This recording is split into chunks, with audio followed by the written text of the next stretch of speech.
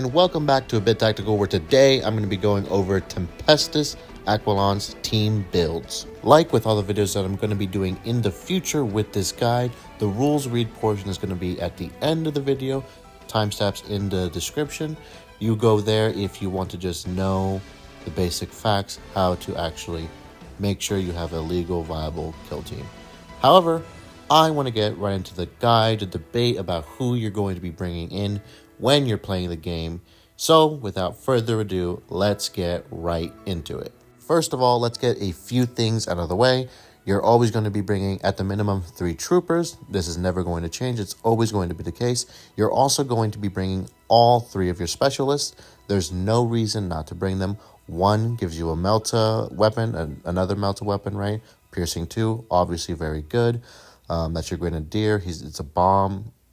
There's no reason not to bring him. Not only that, he gives you access to frag, crack, stun, and smoke grenades without having to bite into any of your equipment slots. So again, no brainer, bring him. Gunfighter, yes, he's got an 8-inch range, his pistols. However, his abilities are actually really, really good.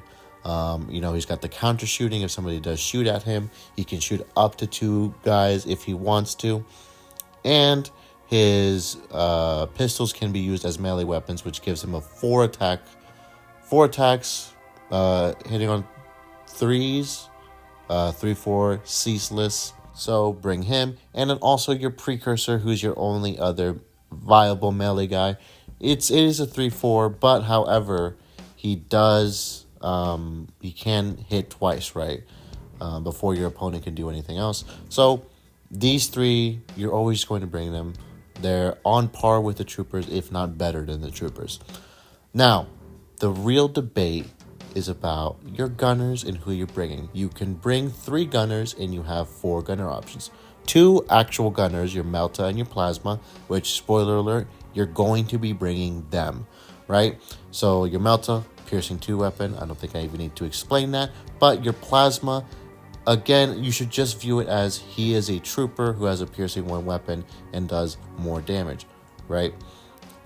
They're just good, solid models you always want to bring with you. The debate is between the servo sentry and the marksman. And for that debate, let me just throw a few stats at you. Number 1, the servo sentry has a 4-inch movement range, which means he is the slowest model, I think, in all of Killteam. Or at least one of the slowest models, right? So that is something to be considered. However, with the drop insertion, you should be able to get him where you want to get him fairly easily.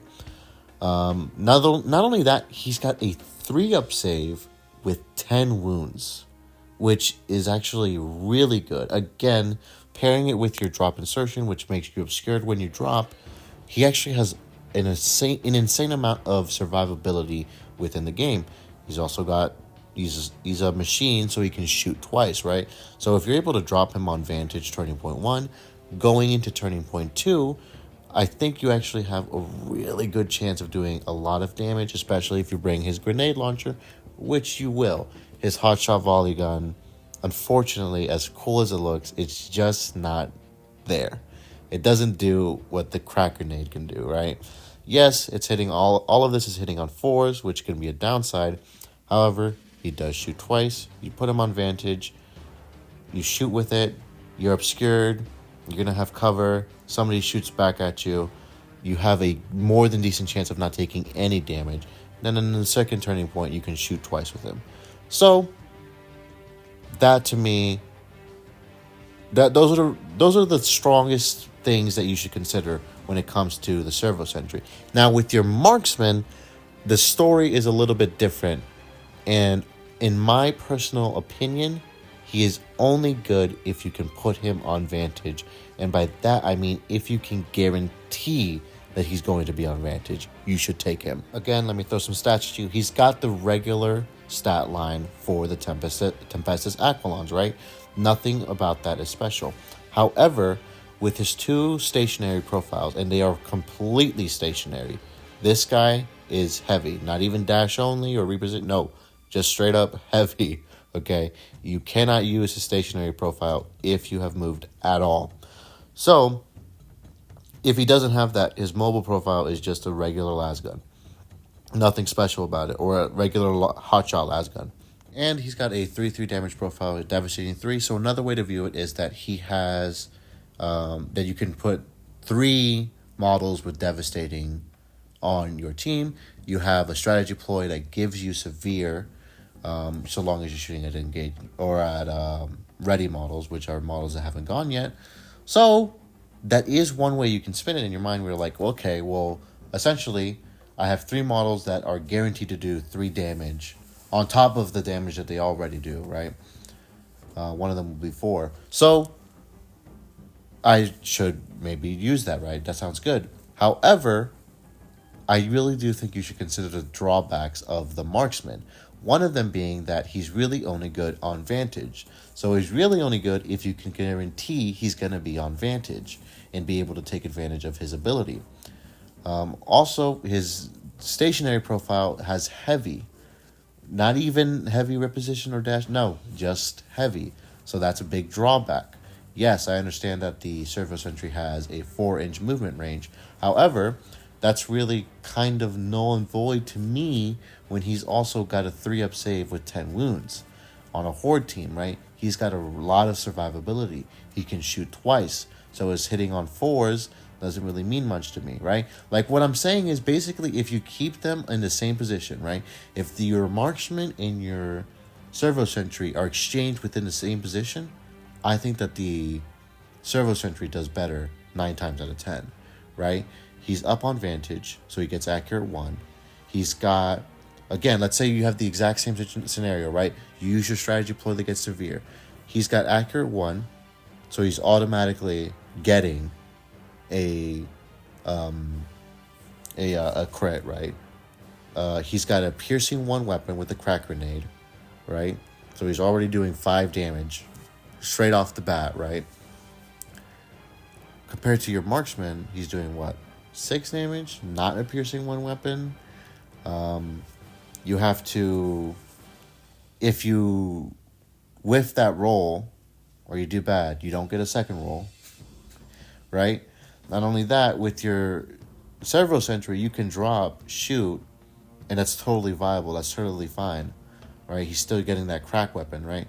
But with your marksman, if you drop and shoot, you're not getting any of the benefits of the stationary profile. You can't get any of the benefits of the stationary profile.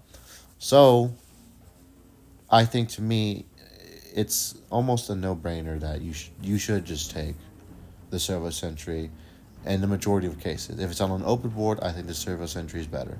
If it's in Gallo Dark, the servo sentry for sure is better. The only terrain that I think you should take him on is probably Vulcus. Vulcus is probably the terrain that you would take the marksman on because you have easy access to vantage, right? You can get on turning point 1, turning point 2, you can start shooting. Okay, that's fine. But every other board, especially, again, if you don't have easy access to terrain or to vantage, you should go with the servo sentry. At least, that's my personal opinion. All right, that's the end of my thoughts on operative selection for the Tempestus Aquilons. One thing I do want to know is, or want you guys to know, is that this is a one-box kill team. 100% a one-box kill team. You can build every single viable model with one box. Okay, the only thing you need to do is instead of a 4th trooper, which you don't even need, you put on the arms of a gunner onto him. It's not hard at all. You don't even need a tutorial. I didn't use a tutorial. I just did it. Pretty easy. So just do that, and you get every single option that you could possibly have with this model or with this team, which is really good. Really, that should be the standard for every single kill team, but it's not. I don't know why. It just isn't. Anyways, whatever. Let's just go on to the rules read portion.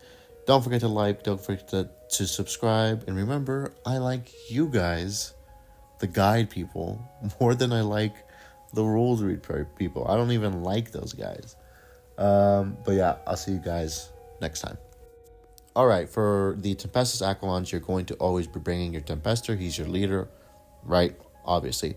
Then you have your option of 9 troopers. You could just bring 9 troopers if you wanted to. However, you could also bring 3 specialists with you. They can be chosen each one time. That's the gunfighter, the grenadier, and a precursor. You also have your options of 3 gunners, with your marksman and your servo sentry being counted as gunners. So you can bring your plasma, your melta, then a servo, or a marksman. Then from there, you will always have to bring 3 troopers minimum. Everybody else can be whoever you want them to be within the restrictions.